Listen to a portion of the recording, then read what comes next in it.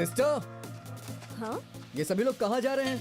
हमारे प्यारे बालेटन जी गुजर गए हैं क्या? अरे नहीं, जब्त कर रहे हैं, एडा तालाब ग्रुप से आए हैं। जब्ती एडथला ग्रुप, बालेटन न न न न न।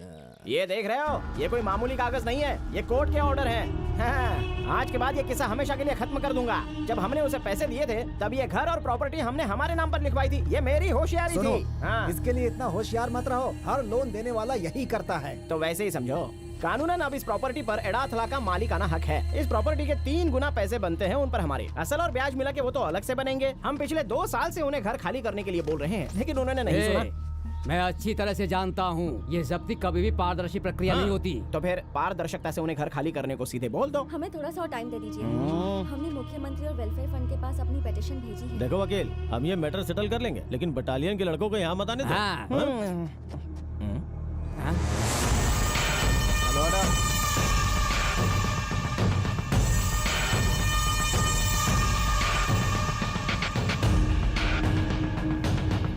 मैं उन्हें सब समझाता हूँ, ये समझदार लोग हैं, इसलिए टेंशन की कोई बात नहीं है। ये लोग हमारा ही साथ देंगे, है ना? नहीं देंगे। जरा बगल हटना। ये सब क्या हो रहा है? क्या बात है एडवोकेट शशि भाई? इन बेचारी लड़कियों पे जुल्म करते हुए आपको जरा भी शर्म नहीं आती क्या? इनके ऊपर तो पहले से इतने सारे कष्ट हैं। अरे बाप रे, वही है ना जो उसे मंदिर में दिखा था। पप्पो ना, अब हम तुम्हें कभी बाप नहीं करेंगे। अब ये नया आदमी कौन है? अरे तुम उन्हें नहीं जानते हो? ये दुनिया के सबसे अमीर भगवान हैं, भगवानों के भगवान अमीर भगवान, जो सबके दिलों में रहते हैं। पिन कोड भी बताऊं क्या? अब देखिए मिस्टर गोपन जी, तुम्हें इस केस में बीच बचाव नहीं करना चाहिए। इन्हें अपमानित करने के इरादे से पब्लिक को इकट्ठा करने का हमारा कोई इरादा नहीं था। इसलिए एडाथला बाबू ने इन लड़कियों को अपने ऑफिस में मिलने के लिए बुलाया है। उन्होंने पिछले 6 महीनों में कम से कम 100 बार तो फोन करके बुलाया ही होगा, लेकिन ये नहीं आए। ओह, मतलब ये है कि पूरा बदला लेने का प्लान है, क्योंकि इन लोगों ने एडाथला ब्रदर्स के ऑफिस में जाने से इनकार कर दिया, इसलिए ये बदला लेने आए हैं। और आपको ये लोग इस घर से निकालना चाहते हैं, है ना? ध्यान से सुनिए सभी लोग, गौर फरमाइएगा। इन लड़कियों ने एडाथला बाबू के गलत इरादों को नकार दिया है, इसलिए ये सब हो रहा है। वकील साहब, अगला सेक्शन यहाँ कब लगेगा? देखिए गोपन जी, गैर जरूरी बात मत करो। हाँ, गैर जरूरी चीजों को तुमने जरूरी बात बोल करके मांगी थी, लेकिन क्या करोगे, वो तो सारी चीजें फेल हो गई हैं, समझे ना? तबलची बालेटन जी के पीछे कोई भी खड़ा नहीं होने वाला है, ये मैं जानता हूँ, लेकिन मैं रहूंगा। संगीतकार गोपन खड़ा रहेगा। मिस्टर संगीतकार, आप तो यहाँ पर मछली पालन करने आए थे ना, तो हमारी कार्रवाई में टांग क्यों उड़ा रहे हो? हे, तबलची बालेटन जी एक महान कलाकार हैं।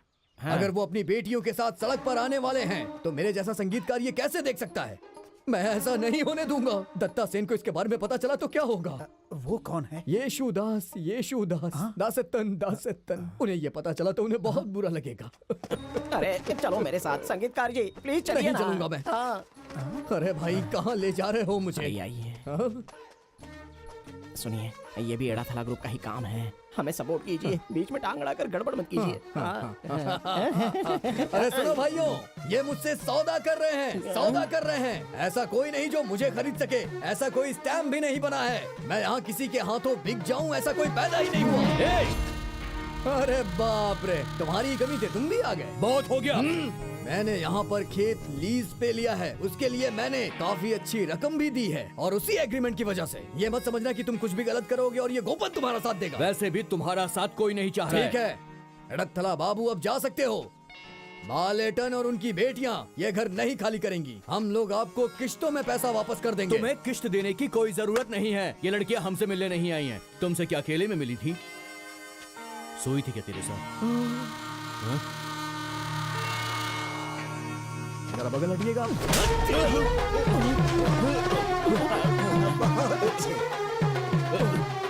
क्या पंच मारा है? शुक्र मनाओ कि उसने तुम्हारे पैर नहीं छुए। और सुनो, इनके बारे में तुम जानना चाहते हो ना? ये मेरी बहनें हैं और बालेटन जी मेरे गुरु हैं। गुरु? मेरे मुंह बोले गुरु। हमारा द्रोणाचार्य और एकलव्य जैसा नाता है।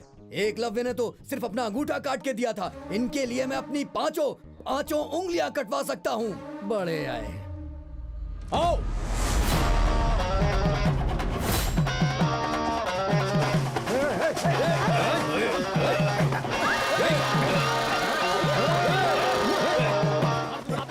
रुक जाओ। हम सब यहाँ साथ हैं, जाओ यहाँ से। गोपन अकेला व्यक्ति नहीं है, पूरी संस्था है ये। हाँ, हाँ। क्यों डराने आए थे हमें? हाँ? अरे बाबू रुक जाओ, बात को बढ़ाओ मत, बात को ज्यादा बढ़ाओ मत। चलो अभी अभी घर चलो, चलो मेरी बात सुनो, चलो अंदर। अरे चलो जाओ यहाँ से जाओ। चलो चलो साइड चलो। दो। इस घर की रक्षा हाँ, करने चलो। के लिए अब से मैं यहाँ खड़ा हूँ। हाँ। अंदर आओ बच्चियों। हमारे पिताजी से आपका क्या नाता है? ये एक बहुत लंबी कहानी है और इस कहानी को आज तक मैंने कभी भी किसी से नहीं कहा। गाना गाने वाली मनीषा से मेरी मुलाकात चेन्नई में हुई और वो भी शेर की गुफा में। देवराज मास्टर जी की बाईं भुजा, नहीं दाईं भुजा तबलची बालटन जी थे और उनके राइट में आर.के. शेखरेतन। अपनी शेर जैसी दहाड़ती हुई आवाज से मास्टर जी ने मुझसे कहा, प्यारे गोपन, तुम अपने श्रीमुख से मुझे एक गाना गा के सुनाओ। मैंने सब कुछ भुलाकर गाना शुरू कर दिया। जब गाना खत्म हुआ तो वो खड़े हो गए और मुझे गले से लगाने के बाद उन्होंने मेरे कान में बोला, यहां से चले जाओ और इस इलाके में भी कभी मत आना। वहीं पर मेरे संगीत का अंत हो गया। यही है ना वो बालेटन जी? लेकिन उसी दिन उन्होंने मेरा हाथ थामा और अपने साथ मुझे अपने घर ले गए। घर पे मुझे पेट भर के खाना खिलाया। जब तक मेरा पेट भर नहीं गया ये मुझे खिलाते रहे। ऐसे हैं हमारे बालाटन जी, हमारे प्यारे बालाटन जी। मैं इन्हें कभी भुला नहीं सकता। क्या टेस्ट और खुशबू थी खाने की। हर एक लाल मिर्च जो उसमें थी, मैं उसे कभी नहीं भुला सकता, कभी भी नहीं भुला सकता। कहाँ है वो बालेटन जी? मुझे उन्हें देखना है। वो अपने बिस्तर पर है। वो अभी तक उठे नहीं, दोपहर हो चुकी है। वो बिस्तर से भी नहीं उठ पाते। अरे बाप रे! बालेटन जी, मेरे प्यारे बालेटन जी, न जाने कहाँ हैं आप? कहाँ हैं बालेटन जी? बालेटन जी,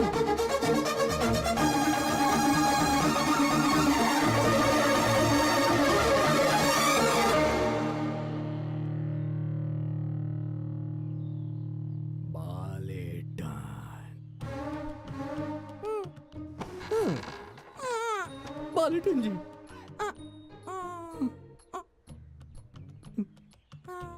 हैप्पी बर्थडे बाबा, हैप्पी बर्थडे बालेटन जी। आज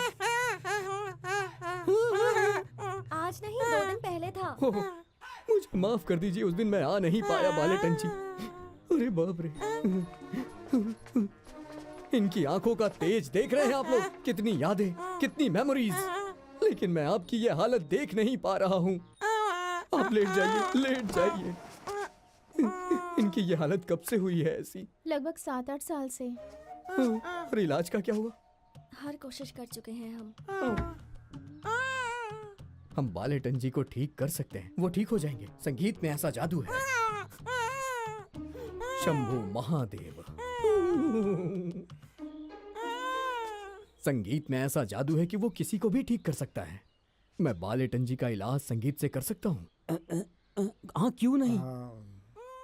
चंद्रलेखा या सरगम, किस फिल्म का गाना गा? सरगम ठीक रहेगा। ऑब्जेक्शन लो, हमें चंद्रलेखा चाहिए। चंद्रलेखा। हाँ, चंद्रलेखा चाहिए। ज्यादा अच्छा है। हाँ, चंद्रलेखा का ही हाँ, गाना गाता हूँ। चंद्रलेखा से गाते हैं। वो लाल बाबू की फिल्म है ना, मोहन लाल की।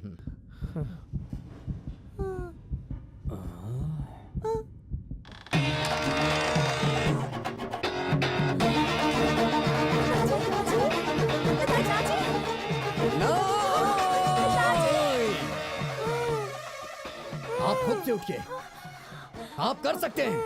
उठिए, कोशिश करिए। अरे उठिए ना। पिताजी, पिताजी, अरे ये क्या हो गया? पिताजी आंखें खोलिए, प्लीज उठिए। मुझे लगता है इस गाने ने काम नहीं किया। अगली बार कोई दूसरा गाना गाना पड़ेगा। राजस्थानी। खोलिए ना, प्लीज उठिए ना, पिताजी।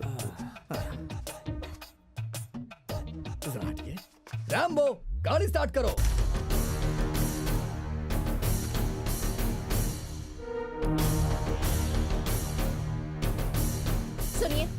अरे ये क्या कर रहे हो आप? मैं आपको जाने नहीं दूंगा। आवाज करेगा तो मार डालूंगा।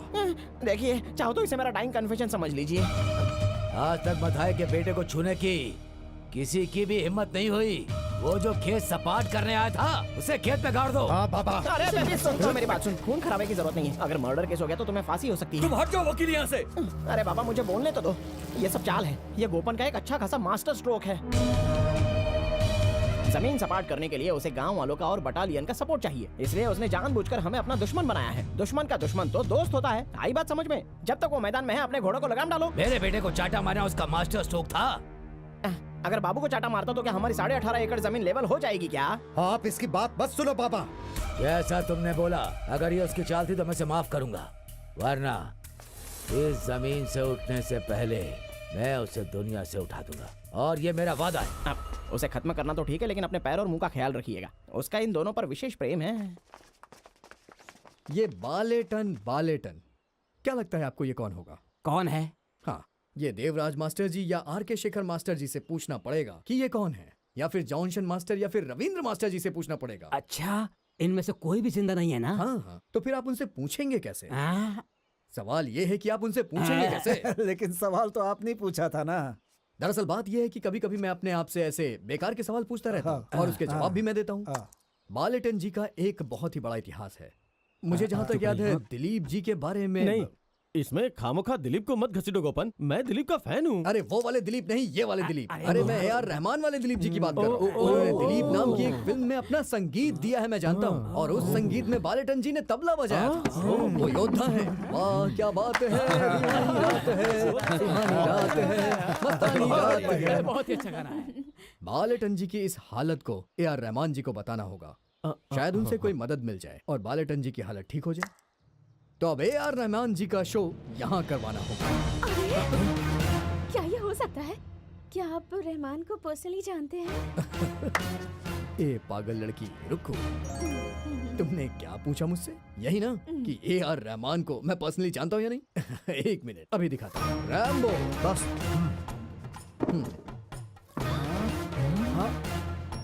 अरे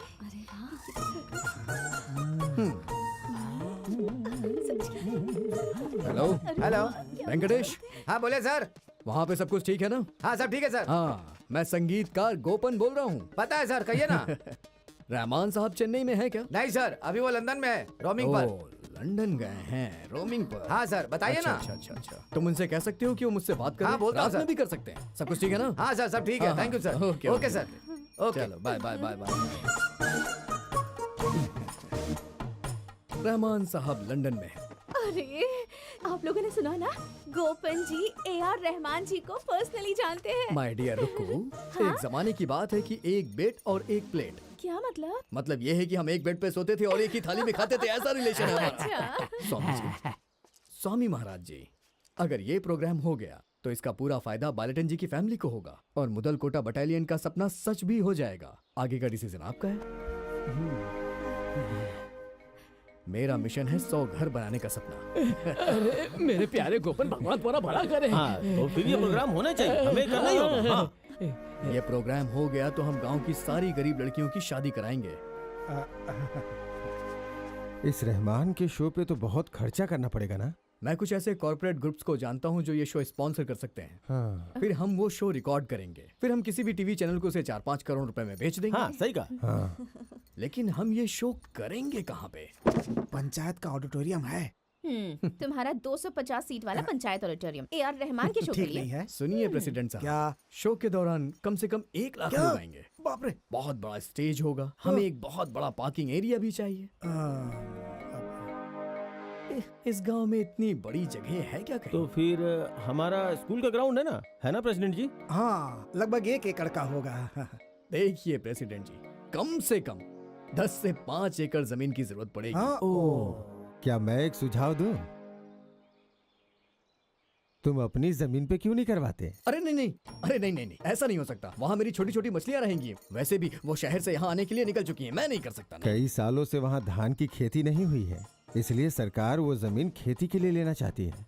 एडाथला ग्रुप ने तुम्हें वो जमीन लीज पे दी है ताकि सरकार वो जमीन अपने कब्जे में न कर सके। हम वो जमीन सपाट कर देंगे और शो के लिए स्टेज बना देंगे। वाह, ये तो कमाल का आइडिया है। लेकिन मेरी वो छोटी छोटी मछलियां जो शहर से निकल चुकी हैं। देखो अब तुम ना नहीं करना, ये गांव की जरूरत है। श्शे, अगर आप सब यही चाहते हैं तो ठीक है, कोई बात नहीं। रूलिंग पार्टी, अपोजिशन, बटालियन सब गांव वाले मिलकर काम करेंगे और रहमान का शो सुपर हिट कर देंगे। सही कहा। लेकिन एक प्रॉब्लम है, हाईवे से वहाँ तक रोड बनाने के लिए उस दामोदर की इजाजत लेनी होगी।